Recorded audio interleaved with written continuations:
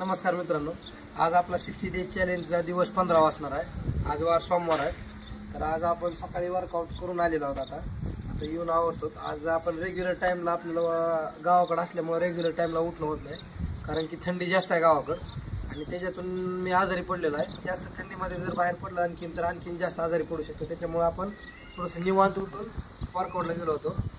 तब्येत ठीक नसल्यामुळे जास्त रनिंग केली नाही। आजच्या रनिंगमध्ये नॉर्मल स्लो रन घेतलेला आहे 1.5 किलोमीटर।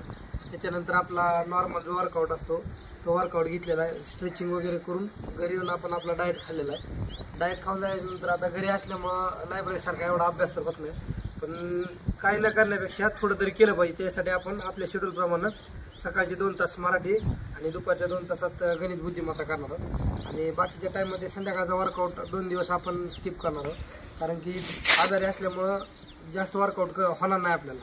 जर वर्कआउट करायला गेलं जास्त जर बॉडीला ताण दिला तर आपलं बॉडी रिकवर लवकर होणार नाही, आणखीन जास्त आजारी आपले जास्त दिवस जातील त्याच्यामध्ये।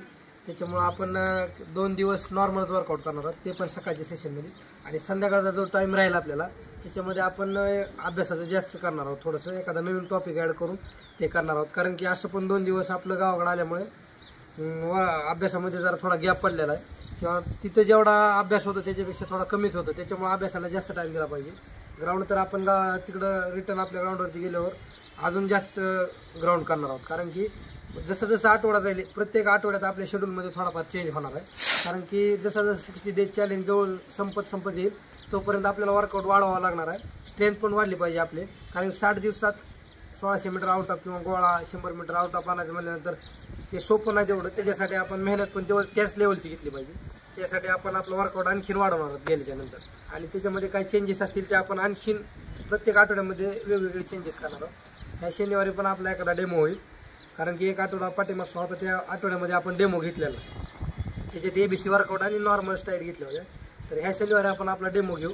जर तब्येत व्यवस्थित असेल तर डेमोचा आपण टायमिंग पाठीमागच्या आठवड्यापेक्षा ह्या आठवड्यात नक्कीच चांगला देणार आहोत, कारण की आपलं स्ट्रेंथ वाढलेली आहे त्या मानानं आणि वर्कआउट पण तसाच चालू आहे आपला तेवढ्याच प्रॅक्टिसनं।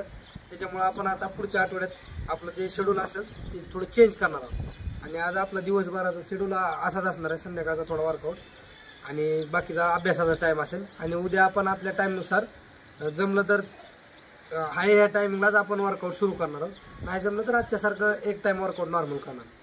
थँक्यू। जय महाराष्ट्र।